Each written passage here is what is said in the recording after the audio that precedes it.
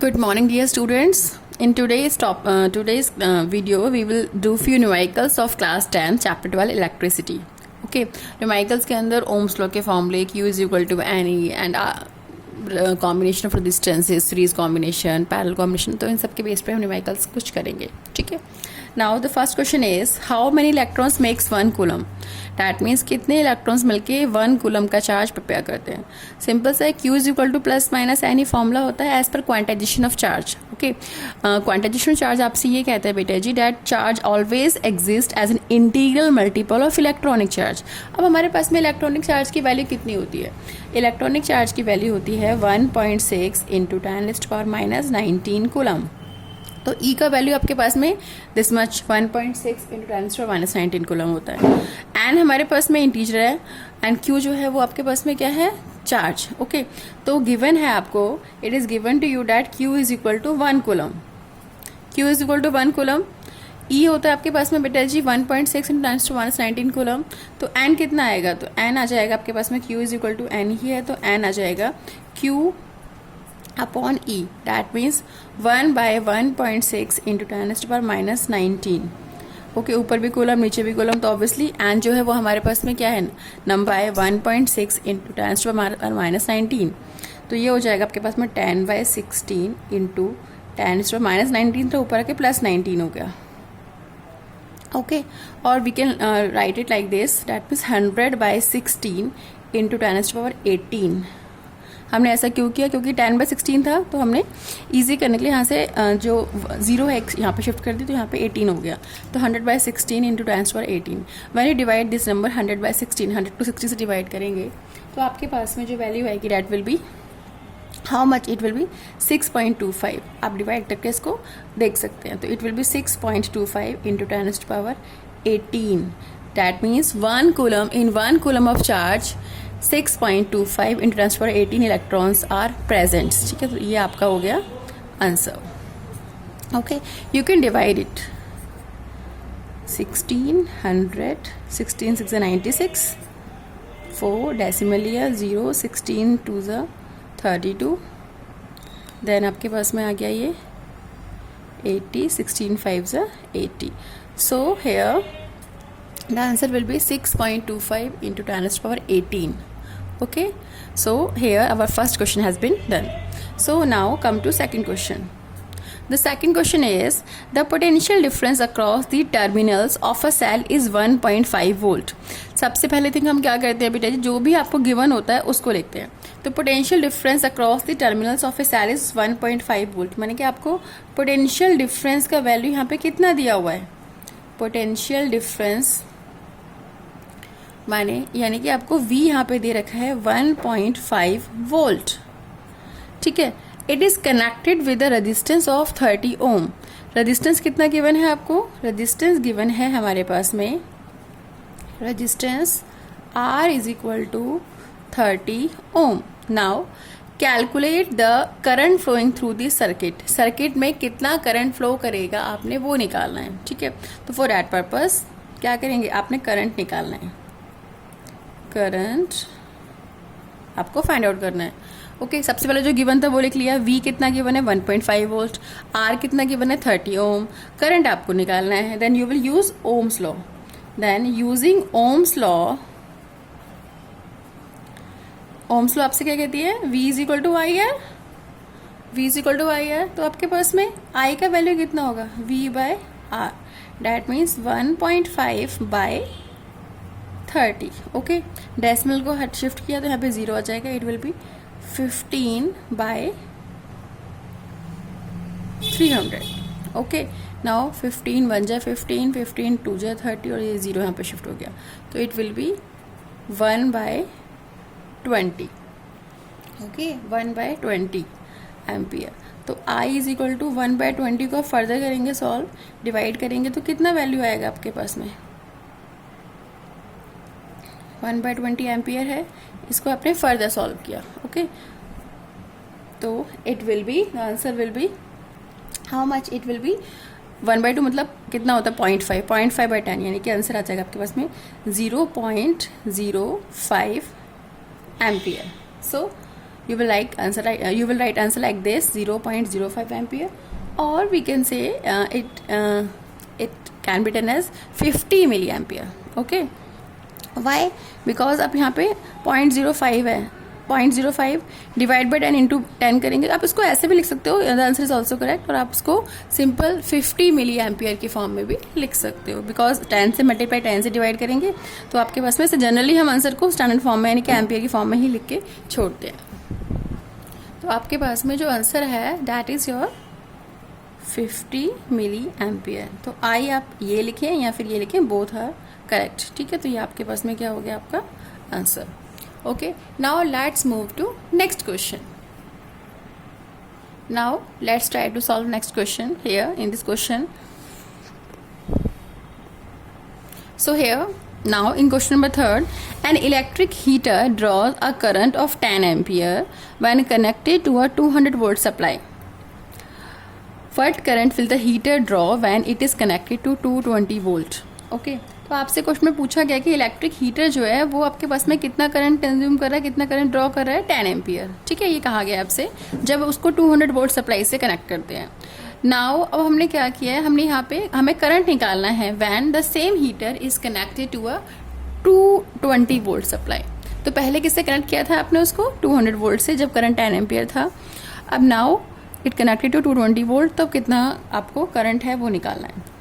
तो hair given क्या क्या है, लेट इनिशियली करंट कितना गिवन है आपको, current let it be I1, तो करंट गिवन है आपको बेटे जी 10 ampere. Okay, now potential difference कितना गिवन था, पोटेंशियल डिफरेंस V1 ये आपको गिवन है 200 वोल्ट। ओके, नाउ अब हमारे पास में न्यू पोटेंशियल डिफरेंस जो गिवन है आपको क्वेश्चन में, कितना गिवन है, new potential difference is 220 volt. Okay, और करंट आपको निकालना है। सो हियर पोटेंशियल डिफरेंस, ये तो ओरिजिनल गिवन था आपको पहले वाला, ठीक है, इसको हमने न्यू ले लिया। New potential difference V2 given है बेटा जी 220 वोल्ट। Okay, it's 220 volt. तो अब न्यू इलेक्ट्रिक करंट कितना आएगा,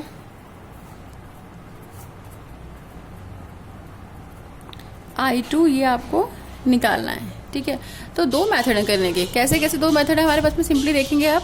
द फर्स्ट तो ये है that find out the value of resistance R निकाल देंगे, क्योंकि ऑब्वियसली हीटर सेम है तो रेजिस्टेंस सेम रहने वाला है उसका, है ना। रेजिस्टेंस क्या होता है, रेजिस्टेंस आपके पास में होता है R is equal to V/I। Resistance is the ratio of the potential difference and the current ना, दैट इज अ कांस्टेंट। तो R is equal to V/I, as per Ohm's law R हमारा constant रहता है। ऐसा नहीं कि R V के साथ चेंज होगा, I के साथ चेंज होगा, R remain same, R remain constant, because it is a ratio of V and I, तो R रिमेन फिक्स्ड। सो हीटर का रेजिस्टेंस आपके पास सेम है, तो R is equal to V/I से हम पहले R निकाल लेते हैं, उसके बाद हम सीधा इसमें पुट करके सेकंड वाले बोश में पुट करके उसका आंसर निकाल लेते हैं। ठीक है, so here resistance of the heater, resistance of the heater R is equal to बेटा कितना आएगा, V/I यूज कर रहे हैं हम। ओके, तो using Ohm's law that means V1/I1, so that will be your 200/10, तो इट इज 20 ओम। तो resistance of the heater is 20 ohm. Now अब बात करते हैं आपके पास में सेकेंड पोर्शन में, यानी कि हमें क्या निकालना, I2। तो I2 is equal to, I2 कितना होगा, V/V2/R। Why, because R is equal to V/I होता है, तो I को ऊपर लेके गया, R को नीचे लेके गया, तो I V/R होगा। I2 बात करें हमसे, माने कि जो हमारा न्यू इलेक्ट्रिक करंट है उसकी बात कर रहे थे। New electric current is equal to new potential difference upon में resistance of the heater that remain same, तो R तो सेम है आपके पास में, तो V2/R हो गया। ओके, अब V2 का वैल्यू कितना था हमारा 220, तो 220 अपॉन में R कितना था, अभी निकाला था हमने 20, तो ये आपके पास में 11 एम्पियर आपका आंसर आ गया। तो I2 कितना आ गया बेटे जी, 11 एम्पियर। इसको हम एक और मेथड से कर सकते हैं, ठीक है, alternate method I am just writing. यहाँ पे हमने क्या किया, इस वाले मेथड में तो हमने I1 पता है, V1 पता है, यानी इनिशियली करंट पता है, इनिशियली पोटेंशियल डिफरेंस पता है, आपको न्यू पोटेंशियल डिफरेंस पता है, और आपको न्यू करंट निकालना था। तो you have used Ohm's law, that means R is equal to, as per Ohm's law we know that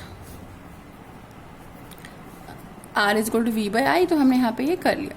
ना रेजिस्टेंस ऑफ द हीटर की जब हम बात कर रहे थे तो हमने R निकाला, फिर उसके बाद I2 V2 by are formula put किया और यहाँ पे हमारे पास में ये 11 एम्पियर आ गया। नाउ बेटे जी अल्टरनेट मेथड में हम क्या करने वाले हैं, we know that using Ohm's law we know that V proportional to I, R तो कांस्टेंट रहता है, V proportional to I, so we can say that V1 is proportional to I1 and V2 is proportional to I2। Okay, V1 proportional to I1, V2 proportional to I2। V1 proportional to I1 का मतलब हो गया आपके पास that V1 is equal to R into में I1, equation number 1 ले लिया। V2 proportional to I2 का मतलब क्या हो गया बेटा जी, that V2 is equal to R into में I2, इक्वेशन नंबर 2 हो गया। Okay, V1 is equal to R into में I1 and V2 is equal to R into में I2। Now divide equation 1 by 2, divide 1 by 2, तो V1 by V2 is equal to R into में I1 upon में R into में I2, तो R से R cancel हो गया, तो it is I1 upon I2। V1 by V2 is equal to I1 by I2, यहाँ से आपके पास में वैल्यू पुट कर देंगे। ठीक है, तो V1 कितना था हमारा, V1 क्वेश्चन में गिवन था 200 वोल्ट ना, तो ये हो गया 200। V2 कितना गिवन था बेटा जी आपको, 220 वोल्ट, सब्सटीट्यूट कर दिया। I1 कितना था, 10 एम्पियर। I2 आपको निकालना है। ठीक है, सिंप्लीफाई कर लेंगे तो हमारे पास में क्या आएगा, 0 से 0 कट गया, तो और I2 को मध्य शिफ्ट कर रही हूँ और 22 इधर इंटू में आएगा और 20 इधर नीचे आ जाएगा, तो I2 आ गया आपके पास में हाउ मच, 10 इंटू में 22 अपॉन 20, तो 0 से 0 कैंसिल हो गया, 22 बाई 2 माने कितना आ जाएगा ये 11 ampere. Your answer is same. तो either use this method, first find out R, then substitute the value, then you will get I2, or use this concept. In both the methods you will get the same answer, that means 11 ampere, 11 ampere. Okay, now let's move to next question. Here now in question number 4, the question is a resistance wire of 16 ohm resistance is doubled on itself. Calculate the new resistance of the wire. माने कि आपसे simple कहा गया है कि भाई 16 ओम का हमारा वायर का रेजिस्टेंस है, रेजिस्टेंस वायर जो है 16 ओम का है और उसको उस पर डबल कर दिया गया है। ठीक है, एंड आपको निकाला न्यू रेजिस्टेंस। फॉर एग्जांपल अगर मेरे पास में सपोज मैंने कहा ये मेरे पास वायर है, ठीक है, वायर है, अब वायर को हमने डबल किया। ठीक है बेटा जी, जस्ट लाइक दिस, हमने वायर को क्या कर दिया, डबल किया। तो डबल करने से क्या होगा, जो एक्चुअली लेंथ होगी वायर की वो क्या हो जाएगी, वो वायर की लेंथ जो है वो हाफ हो जाएगी। लेकिन क्योंकि ये डबल कर रहे हैं हम, यानी कि ये जो आपस में इसका जो क्रॉस सेक्शनल एरिया है, जो एंड्स वाला जो एरिया है, ठीक है, जो एंड्स वाला जो एरिया है वो क्या हो जाएगा, वो भी चेंज होगा। लेंथ तो आपकी रिड्यूस हो रही है लेकिन एरिया आपका क्या हो रहा है, इंक्रीज हो रहा है। ठीक है, डबल करने से। ठीक है, और लेंथ जो थी वो पूरी की पूरी हाफ हो गई है और एरिया जो होगा वो क्या हो जाएगा, वो आपका इंक्रीज हो रहा है, एरिया आपके पास में डबल हो जाएगा। कैसे होगा वो भी हम देखते हैं। ठीक है, सबसे पहले क्या क्या करना है वो देख लीजिए। हमारे पास जो जो गिवन है हम वो लिखने वाले हैं। तो हमारे पास क्या गिवन है, हमारे पास यहाँ पे गिवन है रेजिस्टेंस। ओके, सो रेजिस्टेंस जो गिवन है, जो ओरिजिनल रेजिस्टेंस गिवन है, सॉल्यूशन कर रहे हैं अभी। ओरिजिनल रेजिस्टेंस जो आपको गिवन है that is R is equal R1 ले लेते हैं इसको, 16 ओम। तो R1 इज इक्वल टू कितना है बच्चे आपके पास, 16 ओम। ओके, अब हमने यहाँ पे लेंथ को क्या किया है, हाफ। ठीक है, अच्छा ध्यान रखेंगे जब लेंथ को हाफ करो तो एरिया चेंज हो रहा है। क्यों, बिकॉज वॉल्यूम रिमेन सेम ना, volume of the wire should remain same, so that's why. तो ओरिजिनल जो लेंथ होती है आपकी दैट इज बी L1। ठीक है, fine. Now and original area कितना था आपके पास बेटा, cross sectional area. Cross sectional area कौन सा होता है, side, cross sectional area side वाला जो एरिया होता है ना, साइड्स वाला वो होता है। क्रॉस सेक्शनल एरिया की हम बात कर रहे हैं। L1 को मैंने L ले लिया, क्रॉस सेक्शनल एरिया को मैंने स्टार्टिंग वाले को मैंने A ले लिया है। ठीक है, अब आपसे पूछा गया है कि आपको निकालना क्या, डबल कर दिया है, तो हमें न्यू रेजिस्टेंस निकालना है।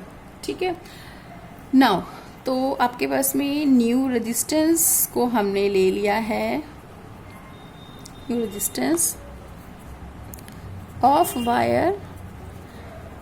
ठीक है, ऑन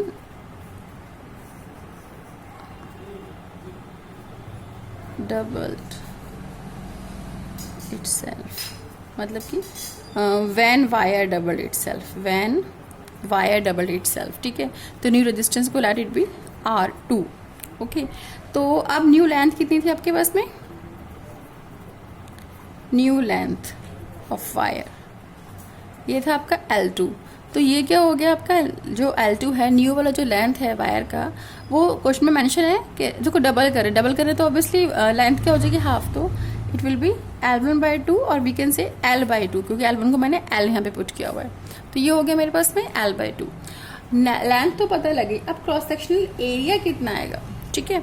तो as volume remain same, volume remains constant, ठीक है, that means A1L1 is equal to A2L2। अब ये कैसे आया, देखो वायर जो है वो सिलेंड्रिकल फॉर्म में होती है, ठीक है, वायर जो है हम सिलेंड्रिकल फॉर्म में लेके चलते हैं फॉर एग्जांपल।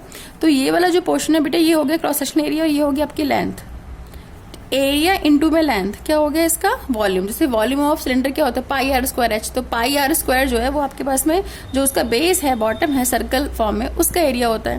तो एरिया इनटू में लेंथ कर देंगे तो वॉल्यूम आ जाएगा। तो वायर जो है वो सिलेंड्रिकल फॉर्म में है, तो हमारे पास ये हो गया A1L1, माने कि इनिशियल वाला volume is equal to final volume. Volume same रहना है, कोई चेंज नहीं होना। Now solve it further, A1L1 is equal to A2L2। तो आपके पास में आ जाएगा, और इनिशियल एरिया को मैंने A लिया था, लेंथ को L लिया था, तो A into L is equal to A2 into में L/2। L/2 कैसे है, L2 को हमने हाफ लिया था, क्योंकि जब वायर को डबल करेंगे तो लेंथ रिड्यूस होकर हाफ हो जाएगी, तो L/2 हो गया, ठीक है। तो यहाँ से हमारे पास में L से L कट गया, तो A2 की जो वैल्यू है, और ये 2 अपॉन में इधर का मल्टीप्लाई होगा, तो A2 is equal to twice of A। माने कि आपके पास में जो एरिया है वो ट्वाइस ऑफ ओरिजिनल एरिया हो गया है, और जो लेंथ है वो आपके पास में क्या हो गई है, half of the original length हो गई है। अब आपको निकाला है न्यू रेजिस्टेंस, ठीक है। We know that R is equal to ρL/A। अब ये formula factors affecting resistance of the conductor में हमने ऑलरेडी किया हुआ है क्लास में। तो R is equal to ρL/A, ठीक है। R हो गया रेजिस्टेंस, रो हो गया आपके पास रेजिस्टिविटी, L हो गया length of conductor, and A हो गया cross sectional area. R is equal to ρL/A हम लेते हैं, फाइन। देन इस केस में आपके पास में, तो दैट मीन्स R1 आ जाएगा बेटा जी ρL1/A1, और इसको लिख सकते हैं हम ρL/A, क्योंकि मैंने यहाँ पे L1 और A1 को मैंने A ही पुट किया हुआ था। तो R2 क्या होगा, R2 हो जाएगा आपके पास ρL2/A2। ओके, अब क्या करेंगे आप यहाँ पे इसको डिवाइड कर देंगे जस्ट, ठीक है। आप इसको डिवाइड करेंगे, कैसे करेंगे वो देख लीजिए, और यहाँ पे वैल्यू पुट कर देते हैं पहले डिवाइड से पहले। ρL2 कितना था हमारा L/2, और एरिया A2 कितना है, ट्वाइस ऑफ A। ये हो गया, let it be equation number 1। Equation number 2, R1 है ρL/A, R2 है L/2/2A, ठीक है। तो डिवाइड इक्वेशन 1 बाय 2। आपने इक्वेशन 1 को इक्वेशन 2 से डिवाइड किया, तो R1/R2 आ जाएगा आपके पास में ρL/A अपॉन में ρL/2/2A, ठीक है। अपॉन था ये वाला अपॉन है हमारे पास में यहाँ पे, यानी कि इसको इंटू करेंगे तो रेसिप्रोकल करना पड़ेगा हमें। So it will B ρL/A into 2A upon ρL/2। ये आ गया, रो से रो कैंसिल हो गया, A से A कैंसिल हो गया, L/2 था, तो ऑब्वियसली यहाँ पे L से L कैंसिल हो जाएगा, 2 ऊपर चला जाएगा मल्टीप्लाई में, तो ये हो जाएगा R1/R2 इज इक्वल टू 4/1। तो फ्रॉम दिस R2 आ जाएगा बेटा R1/4।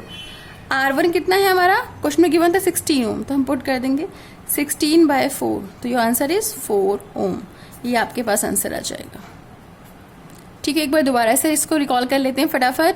इनिशियल रेजिस्टेंस गिवन था 16 ओम, लेंथ को मैंने इनिशियल लेंथ को ओरिजिनल लेंथ को L1 को L लिया, क्रॉस सेक्शन एरिया को मैंने A1 को A ले लिया। अब जब वायर को हमने डबल किया, व्हेन वायर डबल इटसेल्फ, उसको डबल किया जाता है तो उसका जो लेंथ है वो हाफ हो गया, एंड एरिया जो है वो क्या होगा, ट्वाइस ऑफ A, जो इनिशियल एरिया था उसका डबल हो जाएगा, ठीक है। देन अब क्या करने वाले हैं हम, हमारे पास फॉर्मूला होता है R is equal to ρL/A। तो यहाँ पे हमने R is equal to ρL/A होता है, तो उसका यूज किया, R1 आ गया ρL1/A1, ठीक है। L1 को हमने L पुट किया हुआ था, A1 को A, तो हमने यहाँ पुट कर दिया। सिमिलरली R2 हो जाएगा, यानी कि फाइनल वाला जो बाद वाला है, जो न्यू रेजिस्टेंस है R2 ρL2/A2। तो आपके पास में आपने L2 की वैल्यू पुट कर दी, A2 की वैल्यू पुट कर दी, देन हमने दोनों को डिवाइड कर दिया। तो R1/R2 जब हमने किया, तो R1/R2 is equal to ρL/A upon में बाई 2/2a सिंप्लीफाई किया तो हमारा आंसर आ गया 4 ohm. Okay, next video we will do more numericals. Till then bye.